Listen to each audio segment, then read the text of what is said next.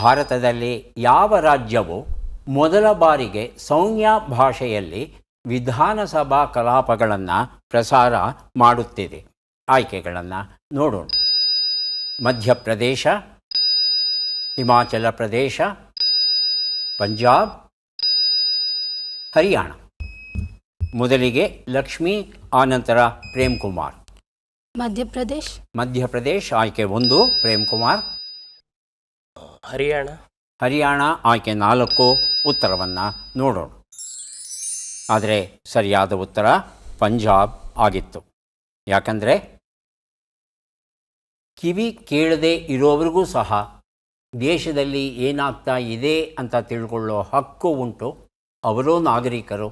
ಹಾಗಾಗಿ ಅವರಿಗೆ ಈ ಒಂದು ವ್ಯವಸ್ಥೆಯನ್ನು ಮಾಡಲೇಬೇಕು ಅನ್ನೋ ನಿರ್ದೇಶನ ಇದ್ದರೂ ಸಹ ಯಾರೋ ಕೆಲವರಿಗಾಗಿ ಯಾಕೆ ಇಷ್ಟು ಸಮಯವನ್ನು ವ್ಯರ್ಥ ಮಾಡಬೇಕು ಅನ್ನೋ ವಿಚಾರ ಅನೇಕ ರಾಜ್ಯಗಳದ್ದು.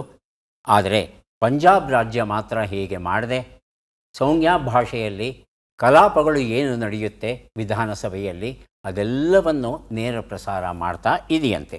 ಮುಂದಿನ ಪುಸ್ತಕ ಡಾಕ್ಟರ್ ಶ್ವೇತಾ ಗೌರಿಬಿದನೂರು ಬರೆದ ಬದುಕಿನ ಎಲ್ಲ ಖುಷಿಗಳು ನಮ್ಮವಾಗಲಿ ಎನ್ನುವ ಪುಸ್ತಕ.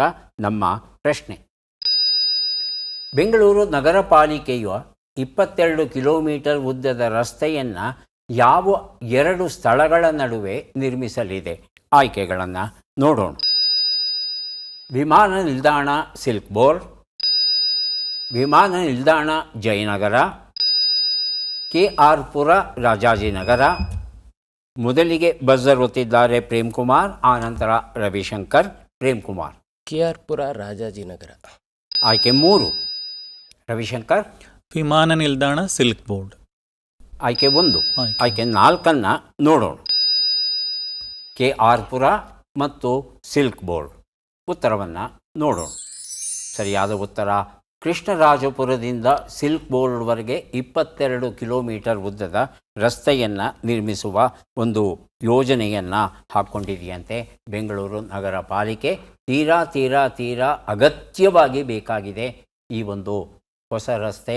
ಯಾಕಂದರೆ ಅಲ್ಲಿ ಇರ್ತಕ್ಕಂಥ ವಾಹನ ದಟ್ಟಣೆ ಒಂದು ಸಮಸ್ಯೆ. ಆದರೆ ಆ ವಾಹನ ದಟ್ಟಣೆಯಿಂದ ಬರುವಂಥ ಮಾಲಿನ್ಯ ಏನಿದೆ ಅದು ಎಲ್ಲರ ಆರೋಗ್ಯವನ್ನು ಕೆಡಿಸ್ತಾ ಇದೆ. ಕನಿಷ್ಠ ಜ್ಞಾನ ನಮಗೆ ಇರೋಲ್ಲ ಅನೇಕ ಸವಾರರಿಗೆ. ಹೇಗಿದ್ದರೂ 1 ನಿಮಿಷ ಆಗುತ್ತೆ ಈ ಸಿಗ್ನಲ್ ಬದಲಾವಣೆ ಆಗಬೇಕಾದ್ರೆ. ಅಲ್ಲಿಯವರೆಗೆ ವಾಹನವನ್ನು ಯಾಕೆ ಚಾಲ್ತಿಯಲ್ಲಿಡಬೇಕು? ನಿಲ್ಲಿಸೋಣ. 1 ನಿಮಿಷದವರೆಗೆ ಹೊಗೆ ಬರುವುದನ್ನು ತಡೆಗಟ್ಟೋಣ. ಹಾಗೆ ಎಲ್ಲ ವಾಹನಗಳು ತಮ್ಮ ವಾಹನವನ್ನು ನಿಲ್ಲಿಸಿದರೆ ಹೊಗೆ ಬರೋದು ಬಹುಶಃ 100ಕ್ಕೆ 100ರಷ್ಟು ನಿಂತು ಹೋಗುತ್ತೆ. ಆನಂತರ ಬರುತ್ತೆ ಬಿಡಿ, ಅದು ಬೇರೆ ವಿಚಾರ. ಅದು ಬಿಟ್ಟು ಸುಮ್ಮನೆ ನಿಂತಿರೋವಾಗಲೂ ನಾವು ವಾಹನವನ್ನು ಚಾಲ್ತಿಯಲ್ಲಿಟ್ಟರೆ ಹೊಗೆ ಬರ್ತಾನೇ ಇರುತ್ತೆ. ಹಾಗಾಗಿ ಸಿಲ್ಕ್ ಬೋರ್ಡ್ ಪ್ರದೇಶ ಅತ್ಯಂತ ವಾಯುಮಾಲಿನ್ಯ ದಟ್ಟವಾಗಿರುವಂಥ ಪ್ರದೇಶ ಆಗಿದೆ. ಅದಕ್ಕೆ ಇನ್ನು ಮೇಲಾದರೂ ಮುಕ್ತಿ ದೊರೆಯುತ್ತೇನೋ ನೋಡೋಣ. ಮುಂದಿನ ಪುಸ್ತಕ ಹೆಳವರ ಸಂವಹನ, ದರ್ಶನ ಬಳ್ಳೇಶ್ವರ್ ಬರೆದಂಥ ಪುಸ್ತಕ. ಇದು ನಮ್ಮ ಪ್ರಶ್ನೆ: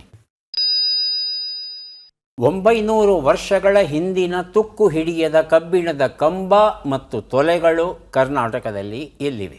ಆಯ್ಕೆಗಳನ್ನು ನೋಡೋಣ. ಲಕ್ಕುಂಡಿ, ಬೇಲೂರು, ಇಟಗಿ, ಹುಂಚ. ಮೊದಲಿಗೆ ಲಕ್ಷ್ಮಿ, ನಂತರ ಪ್ರೇಮ್ ಕುಮಾರ್. ಇಟಗಿ ಆಯ್ಕೆ 3, ಪ್ರೇಮ್ ಕುಮಾರ್. ಲಕ್ಕುಂಡಿ ಆಯ್ಕೆ 1, ಸರಿಯಾದ ಉತ್ತರ ಈಗ ಬಂತು. ಲಕ್ಕುಂಡಿ ಉತ್ತರ ಸರಿಯಾಗಿದೆ. ಹೆಳವರ ಸಂವಹನ ಎನ್ನುವ ಈ ಪುಸ್ತಕವನ್ನು ಕೊಡ್ತಾ ಇದ್ದೇನೆ ಪ್ರೇಮ್ ಕುಮಾರ್ ಅವರಿಗೆ.